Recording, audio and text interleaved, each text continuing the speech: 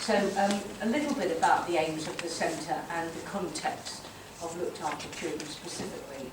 My background is very much in education, not in social care, so this has been virtually a career change for me, because I think the field I've been working in, certainly up to this point, has been very heavily dominated by social care issues and coming really more from social work than from education. I'm just moving now to that interface. I'm based in an education department, I'm moving to the interface now between social care and education. And to have a little bit of a look around the evidence is basically draws on what has been done internationally to look at the ways in which the achievement and attainment of looked after children can be improved. It hasn't been to look at the impact of the Pupil Premium because, as Alan made that point this morning, it hasn't been going very long, and certainly the now significantly enhanced Pupil Premium Plus for looked after children, which I'll come on to, has only just begun, so we don't know what effect that specifically will have.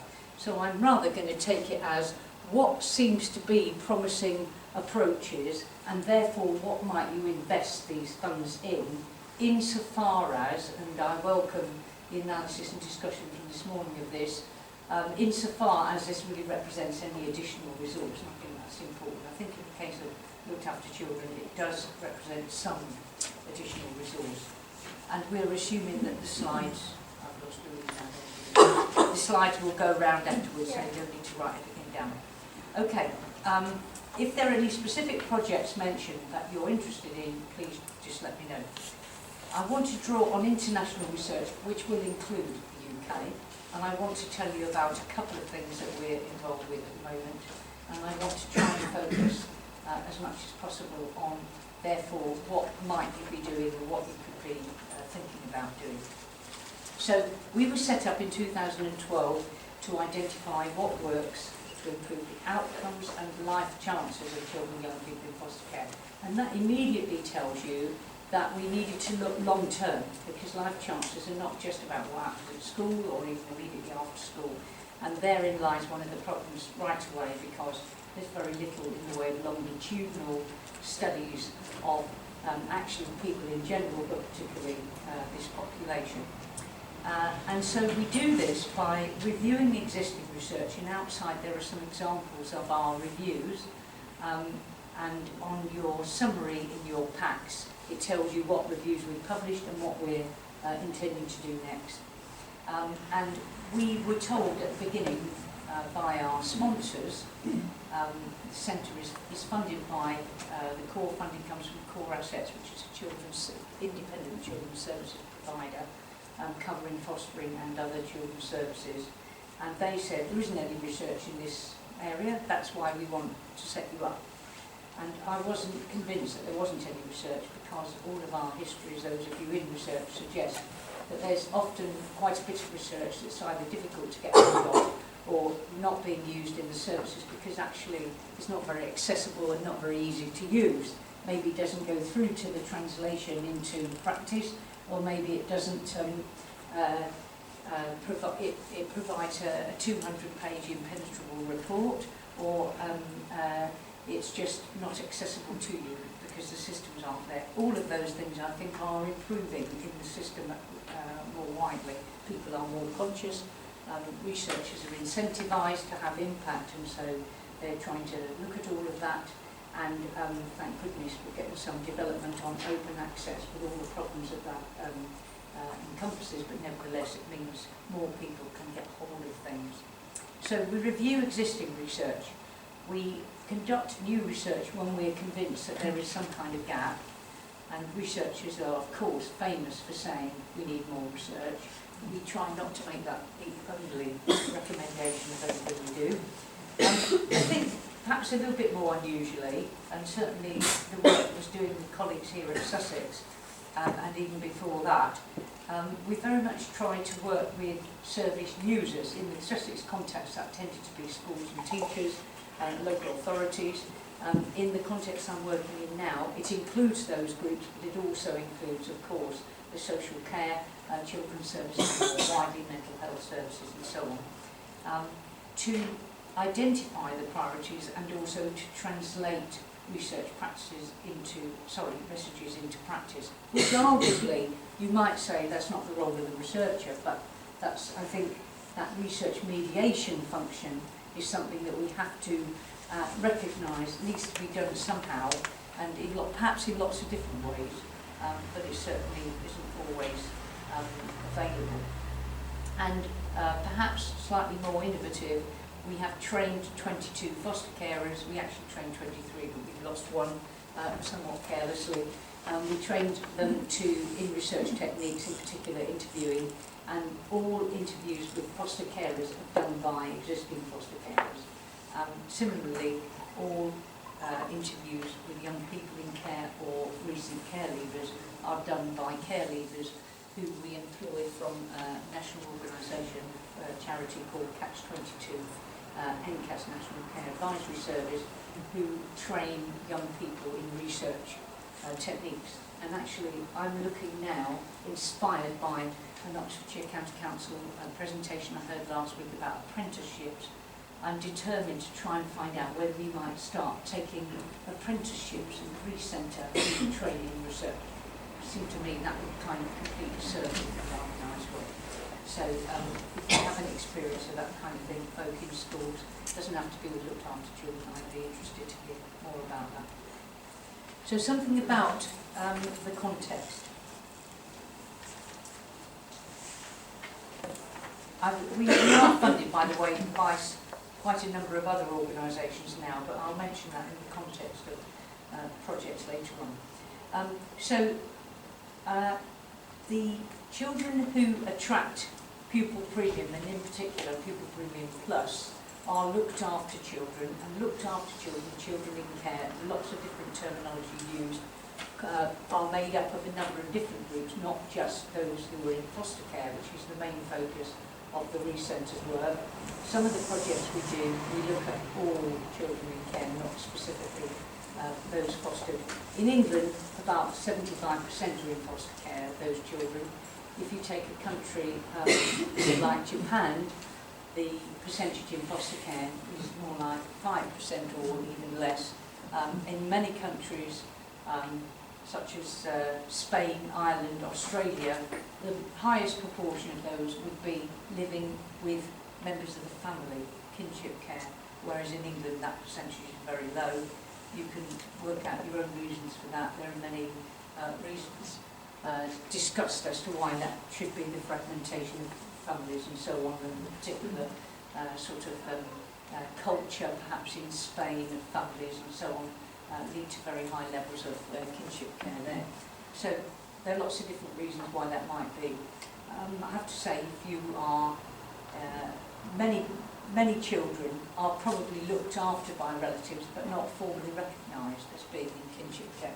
And that may be something you're aware of in schools, but actually those people are not being identified specifically for support, and are very often the ones who end up the poorest financially, because they will maybe finish their working lives and then find they've got to take on a child. When they're in kinship care and it's just a family arrangement, that's when it doesn't get registered, but it does actually go to the court to become part of that 6%. Yeah.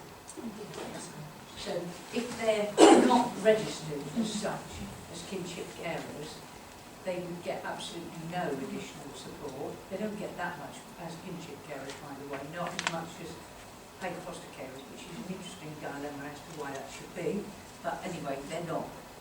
But if you think about it, if the family decide they want to keep this within the family and they're going to deal with it themselves, they would get no extra resources. So just at the point where maybe you're thinking of giving that work and taking your pension, you suddenly find you've got a child to bring. That's more typical. It would, very often be, not always, but very often be grandparents. So more typically that would be the So one thing that we know of in school that achieves PPP is something that goes through the courts. If it's something we get PPP for, it's going through the courts. Technically, I'm not sure that it would have to have gone through. I'm not sure about that. I'm not sure whether when they recognise that would be sufficient. Because some children in care, for example, are still with their birth families. So they're not within the family at all, although they would have been through some sort of process. You're probably better, more knowledgeable about the specifics of the court process than I am. Well, some of it is when I was thinking about... Just pick up a little bit. Sorry, I was thinking about some of this, and some of it would be a less formal court process if all parties agree to it. Right. So if biological parents agree to it, if yeah. My understanding is that all sorts of arrangements now attract the Pupil Premium Plus, including these special guardianships and so on. So it isn't just restricted to the sort of traditional care categories. But I'll check that particular point. The person that we know, who your colleagues about me, will be the absolute expert on this topic about the court. Okay. So the only other thing I wanted to point out to you specifically, because it is a major tension in this system, is the number of children who are placed outside the area, not just fostered, but they could be in residential homes. In parts of London, for example, this percentage is as many as 40%. Outside the area means more than 20 miles away. When it's more than 120 miles away, which does happen in quite a high number of cases, you can imagine the pressure that puts on the system in terms of social work supervision and virtual school support. So you're a virtual school in Brighton, you're expected to support a child that's in Newcastle because they've been placed there in an emergency and that's where they slept. That's not a very practical situation to be in, but that legally is, if you like, where we are, that Brighton would be the corporate parent of that child and therefore required to support their education. So that means that when we come to look at the role of the virtual school in this, that means that the virtual school, who is realistically perhaps in Brighton and Hove working with all, trying to establish relationships with all the Brighton and Hove schools who have looked after children, would also be expected to potentially make a relationship with any school in the country, which is be of a tall order.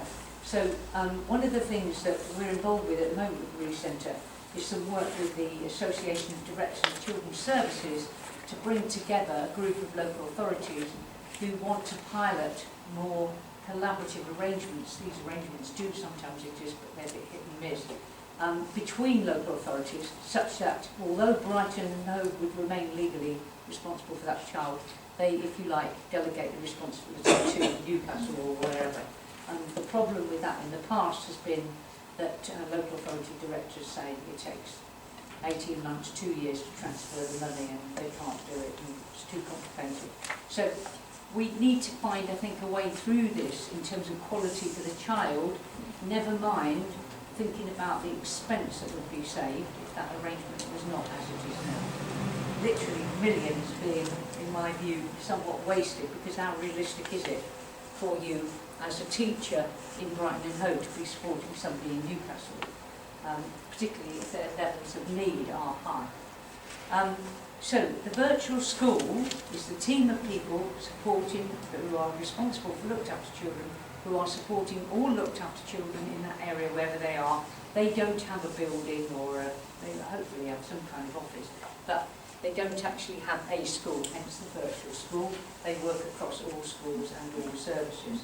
And they are now, if you like, responsible for, on behalf of the local authority, for the allocation of the Pupil Premium Plus, which from this year will be £1,900 per pupil.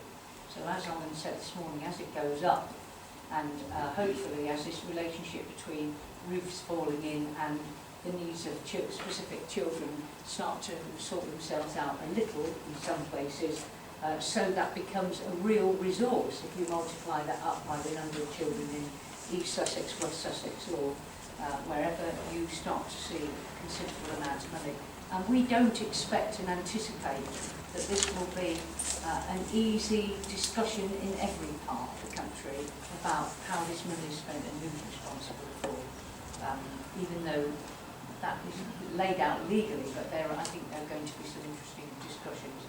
Could I just say that the £1,900 Sorry, my hearing's really bad. Okay, basically the 1,900 is not constrained to the schools anymore. No, And we have to be able to show the impact of intervention. exactly. And everything that's been said to us today about long-term intervention. Exactly. It's going to And, be really and it's on difficult an for annual us. basis. So Absolutely. you've got a tension between Alan's point, which is right about needing to focus on the systemic, that takes more time, that you need to evaluate over longer periods of time, and the fact that at the end of that financial year, the next year's money will be allocated on the basis of the previous year's data.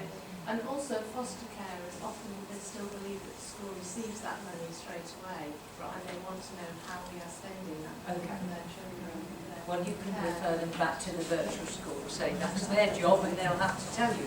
And there is arguably a responsibility on virtual schools to explain to parents, to carers and to social workers how the money is being distributed. So, okay. So the other side of this scenario is that these children continue internationally to have very poor outcomes. And it's fine saying, well, that's because most of them have got special needs. That's certainly true, that the rate of identifying special needs is very much higher. But it won't surprise you that a significant proportion of that special need is emotional and behavioural difficulties, as you would expect. And some people in this room have argued very hard that emotional and behavioural difficulties should not be seen as necessarily an excuse for poor outcomes. So I think we've got a tension in here about how we judge, if you like, this gap. I'm always very wary, the government is very keen on talking about, in all areas by the way, not just education, health, right across the board, closing gaps. Yeah? Closing gaps is a dangerous term, I think, way of looking at this, because many years ago I had the misfortune to spend 6 years in the DFE trying to, one of the many tasks, was trying to brief the press every year on why boys achieve lower GCSEs or whatever it was, yeah, it was GCSEs than girls. And they were obsessed with that gender gap, absolutely obsessed with it. Now, one very successful way for a school to close that gap is to depress the girls' achievement.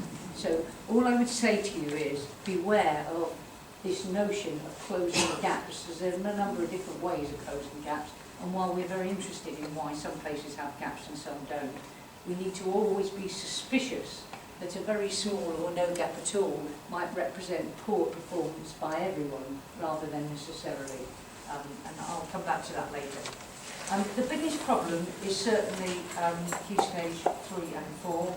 We don't know why, but the gap is, if you like, largest there. And there are many possible reasons, and some of these I'll come back to. There is a higher rate of exclusion, which you'll know from some of the things that have been probably mentioned in other contexts today. And there is also a very low percentage access to higher education, though we have to be very careful about that figure because those figures are taken age 19. Now, how many people in this room went to university after 19? Now, and you're not all care leavers. Many of you, some of them might be, for all I know, but probably not all those people that just put their hands up. Many people go to university after 19, and perhaps a very much higher proportion of care leavers do so. The care leavers that we work with, groups of care leavers, there are many of them with degrees, but very few of them went to do degrees before about 22 or 23, and there may be very good reasons for that. They may not be ready, they may not have the confidence, they may not have the resource, and so on. So this figure is likely to be a bit of an underestimate, but I wouldn't want to say it would be massively inflated. We might eke it up to 9 or 10%, probably not much higher than that.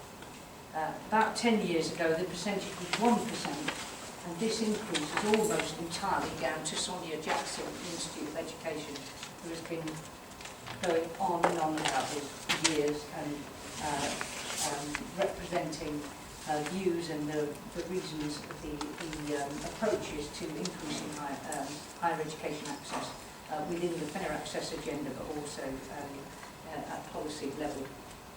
And We know from all sorts of work, not least the sort of wider benefits of learning type work, that these educational outcomes will contribute to later health, employment and crime, involvement in crime. In the prison population, nearly 30% of those in prison have been in care. And that's not a very easy area to tackle, as you'll appreciate. Okay, I'm going to speed up a little bit. This comes from the DFE data. Simplistically, it seems to tell us one thing, and I want to kind of suggest that unfortunately it may tell us quite a few things, and we don't really know which is the most likely explanation. It appears that the longer that you're in care, the better the performance. The red line is just the GCSEs, including English and Maths. And at first glance, you might interpret this by saying, so care is a protective factor in education. And undoubtedly, from the research, it looks as if it is, so long as the person came into care early enough and without problems that had become too entrenched. What this, of course, doesn't show us is how many of these people entered care late. And the ones that enter care late tend to be A, have lower prior attainment, and B, or already have more entrenched problems, so more multiplicity of problems to deal with. And so we need to be very careful about how we interpret this, and it is something that we're specifically looking at the moment. This one, a little bit more straightforward. The number of placements, this is down the bottom, in a year, 1, 2, 3 or more than 3, and the percentage of children achieving their 5 HCs, not including English and Maths. And you'll see there 13% of those with more than 3 placements. I don't know whether any of you are surprised that there are children with more than 3 placements in a year. We have care leavers who speak at various conferences and seminars for us who've had more than 50 placements during their careers, so to speak. And it really is, it's been an eye-opener to me that anybody can live out of a suitcase in that way. And actually, it becomes clear when you look at other areas. One of the areas we've been looking at the moment, not particularly relevant to today's conference, but it's been about allegations against carers, allegations of abuse against carers, which is the biggest factor leading to carers giving up fostering. And it becomes clear that some young people get into a cycle where actually the closeness is too scary, they're waiting to be rejected, and they provoke that. The easiest way to provoke it is to make an allegation.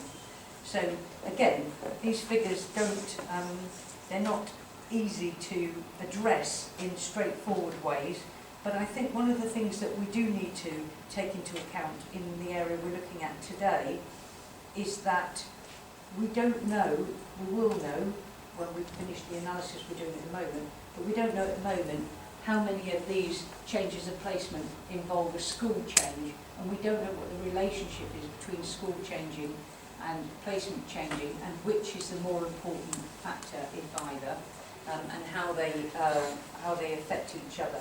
So I think the first message has to be anything that you as schools can do to help stabilise the relationship. And you'll see I want to come on and suggest that school can be a haven for these children, for some of these children.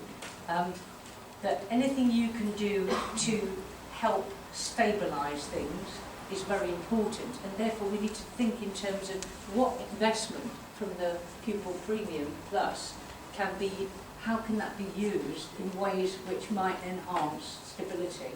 And one of them has something to do with the relationship between schools and foster carers.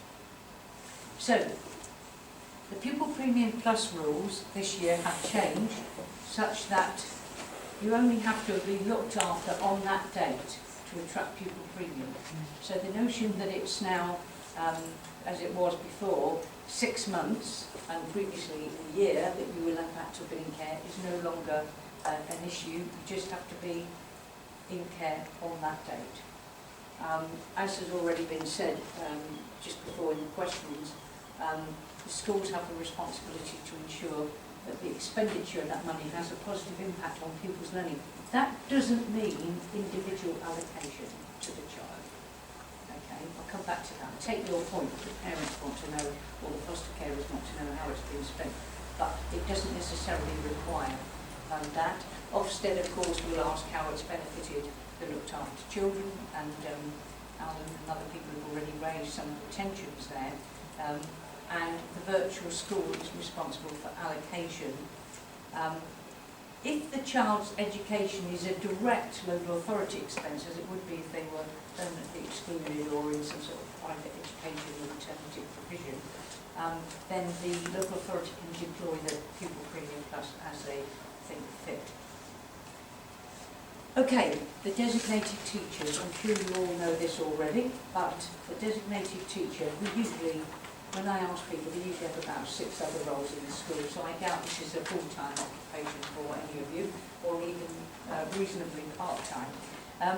Know and understand the child's legal status, know which authority they're in the care of. You think that sounds like, you know, isn't that obvious? But actually, some children are moved about by other people in the authority, and they forget to inform the school.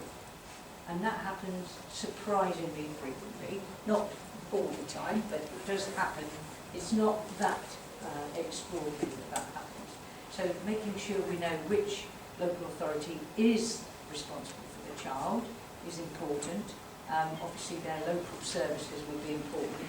And monitoring the child's progress through the personal education plan, implementing any actions as part of their responsibility, and tracking the spend for Pupil Premium. Now that might be that broader tracking in the school, not necessarily that individual child. So, the international research, actually the first study is a UK one, gives us some indication, taking falling into Alan's trap for a moment of individual interventions, gives us some indication of promising ways forward. First of all, one of the biggest problems that schools raise, certainly in general, is that they will say these are some of the children with the most difficult, challenging behaviours, not necessarily disruptive, could be disruptive, but sometimes very withdrawal behaviours. And fostering changes tries to tackle the behaviour and the educational implications through foster carers. And there have been randomised control trial on fostering changes, and it does seem to make improvements, but we don't have very long term. There is always an argument about what constitutes long enough, and probably the year or whatever it is that they've looked at so far is not long enough. In Canada, there's been some very interesting research which has informed work here about intensive reading activities with carers, with foster carers in the home. And I think this is a way in which this relates very closely to the next one, which is actually a Hampshire scheme. Julia Alfano and colleagues who have used paired reading with foster carers with primary age children. And I think these two kinds of interventions has to do, again, with the focus on the relationship between the foster carer and the school. So what you're doing is you're helping the foster carer to feel more confident that they can play a role in the child's education, that they can actually have an effect, and it puts them into direct contact with the school in a way which has got a clear focus and which doesn't blame either side. And I think that's probably quite important. At the moment, I have to say, the percentage of foster carers who say, I think the percentage of foster carers who attend parents' evenings is relatively poor, and the percentage who say they don't understand how to navigate the education system, I have to say, of course, the general population could well say the same thing, but is quite high. So about 60% of foster carers have, in a survey by the Fostering Network, said they've no idea what they're meant to be doing in relation to the school. They don't know how to go about it. They don't know what they're supposed to be, what their role is, and so on. Points of transition are particularly vulnerable. We don't know whether that fall-off in Key Stage 3 and 4 happens immediately after transition and stays like that, or whether in fact it's gradual across Key Stage 3 and 4, and that's again something that we're trying to look at. And the US research, which has been summarised by Peter Pecora in Washington State, looks at ways of using learning mentors, actually trying to maximise both placement and school stability. And I was telling Ellen before about a scheme in the States that used in some areas where they place foster carers in one area with a hub carer who is responsible for providing emergency respite and mentoring to the foster carers, which means when there's a crisis they don't move schools. Now, all of these things you might say, what's this got to do with the Pupil Premium Plus? I suppose what I'm saying is, I think these are the kinds of areas where we should be looking for investment through Pupil Premium Plus. Many authorities are already looking at how they can somehow provide additional individual support with foster carer support, such that it brings the foster carer and the school closer together. It would be nice to get the social workers in there as well, but that would be, at the moment, that's perhaps the next challenge. At the School Heads Conference, which was held in, we co-hosted it with Oxfordshire a while ago, the National Virtual School Heads Conference, they all complained unanimously that it was very difficult to get social workers to the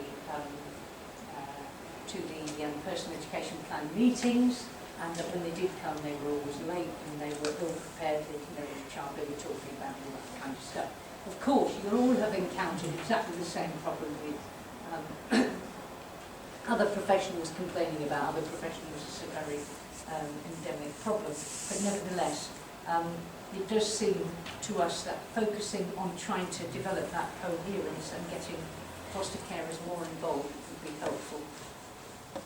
Our doctoral student, we've only got one at the moment, we'll have 4 next year, is looking specifically at the literature on risk and protective factors, and has noted that the pre-care experiences seem to be extremely important, and that of course is something we can't do anything about, in the sense we can't turn the clock back. So what we're looking at is how we address those without, if you like, drawing that much attention to them that the child feels fingered or labelled or stereotyped. And there are many factors, as I mentioned before, such as length of time in care, age of entry into care and so on, that might also be contributing. One thing that she has found is some evidence of the caregiver characteristics being important, in particular aspirations, home-based involvement and support. So again, that's why I'm suggesting that focusing on the foster carer as a mediator for educational purposes looks like being very important. In your packs you'll find a summary of a Nuffield-funded project which we've just begun, and we began this in February. We're looking at the national data. Some of you will be familiar with the National Pupil Data Set, which is on every child in the education system, and we're linking that to the data set which is on children looked after, which are the data returned by local authorities to the DFE. And we're linking those two to try and better understand these relationships. And I have to say, it's fascinating. These are just the questions we're asking. I'm not going to read them all out. I'm going to just pick out a couple of things that the first 4 bullet points we hope to be able to interrogate through the data sets. The last 3 we can only really look at through the interviews that we'll be doing. And what we've done is we've identified 6 local authorities. In each local authority, I'll tell you in a moment how we've identified them, but in each local authority we've asked them to identify 6 looked after children, 3 who've progressed Key Stage 2 to 4 more than they expected, or more than could have been expected from the Key Stage 2 results, and 3 that have progressed less than they expected. and we're then, if you like, treating them as case studies. We're interviewing them, and with their permission, all the people around them, their designated teacher, their the virtual school head in that authority, the foster carer, and the social worker, and so on, or residential worker. And the local authorities we picked from the analysis of how they appear to do with looked after children vis-à-vis the rest of the population, both the rest of the population looked after children nationally and the general population. And it is very interesting thinking about this closing the gap. We discounted any authorities with very small numbers, because obviously that would be very distorting. We found 4 types of authority patterns, if you like. People who have authorities who seem to have high progress with all children, with looked after children, and with the rest of the population. Those who seem to have high progress with looked after children, but not with the rest of the population, which I think would be a particularly interesting group to look at. Authorities where there seems to be low performance for looked after children and for all children, so no gap, but not because they've managed to close it by raising everybody's achievement, and authorities that appear to have low performance, particularly with looked after children, but not with the rest of the population. So they are at the moment identifying the children, and that just really explains that. Okay. And looking at one example, we have at the moment a Research Council grant for bringing in 2 people from the virtual school teams to work with us on trying to get our research into the community and bring the community into our research, if I can put it that way, trying to improve that two-way communication. And we looked, one of the 2 people who seconded is the previous virtual school head from Rees, where the achievements for looked after children have made significant progress. And not surprisingly, and in keeping with what Owen said this morning, he took a very systemic approach with all schools. Having said that, there was a number of strands of work, and within that, one of the things that he felt was particularly important was one-to-one work, which was actually done by a trained teacher in the pupil's home, outside the school day, and then engaged the carer in taking that over. And that was done through the Pupil Premium. They also use Letterbox Club. I don't know whether you're familiar with Letterbox Club. You get books through the door every month, and there are a package of activities around the books. So, some key messages at the end here about what we can do. I suppose what I'm saying, I know it's a tall order, but the first point is anything that can provide stability is important. And you're probably surprised to find that maybe a child that comes into school and looks worn out and doesn't say anything is actually feeling safer where they are in school than where they're coming from. And so, if you like, seeing the school as a potential haven. They won't all be feeling like that, but they may be so. Secondly, we need to look much more closely at this relationship between school success and placement stability, and vice versa. But I think the question there is, do the schools feel they're reaching out to foster carers? I know this is a time issue, I know it's a resource issue, but nevertheless, we know that this seems to be a really important route into improving things.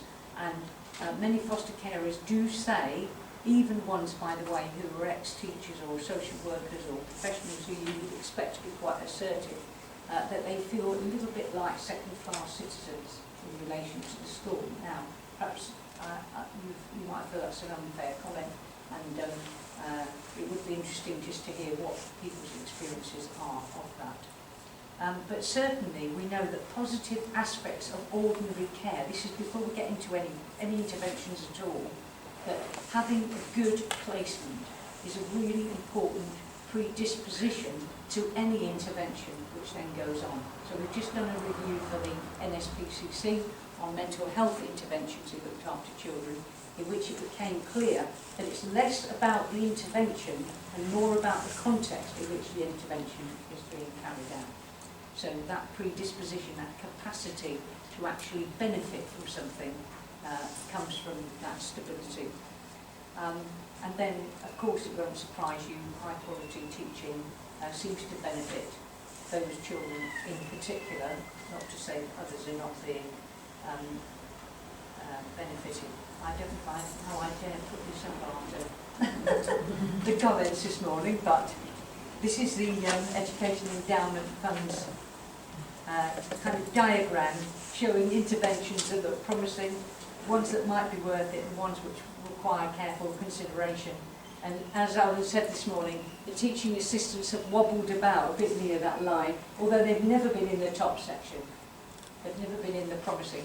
And that represents a statistical analysis, and we need to remember that, because I commissioned a project on teaching assistants from Peter Blatchford when I was in the department years ago, and they showed a statistical relationship or they couldn't demonstrate statistical relationship between the number of teaching assistants and outcomes for children.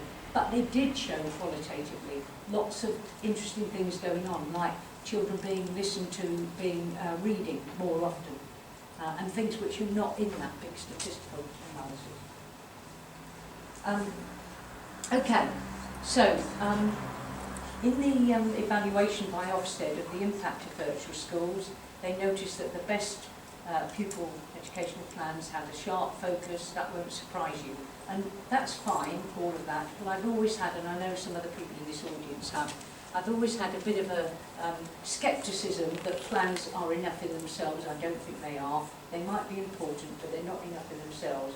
And the message from young people and from foster carers is that we need to improve the understanding of all the different people in the system and the way in which they work together.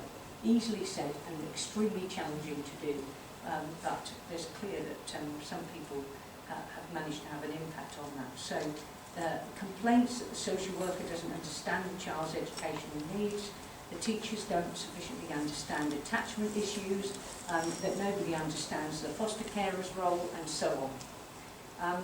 Strategy, and one of the projects that we're involved with at the moment is in the Greater London Authority, all the London boroughs, where there is an initiative to actually work with foster carers to support their children's education. Foster carers are being trained alongside, in some sessions, designated teachers and social workers looking at education issues. In terms of the strongest evidence base we have, it seems to be for tutoring by carers and sometimes others. Less strong, but some significant evidence on mentoring, which would really be like learning support assistants and so on that we probably have at the moment, and limited but strong evidence on supporting carers to support education. And I suppose what I'm arguing is that I think the Pupil Premium Plus enables all three to be done potentially in different ways, and that the young people who fed back to us at the conference for virtual school heads made clear it would help if we listened to them. And I'm going to finish now. Okay, that was covered.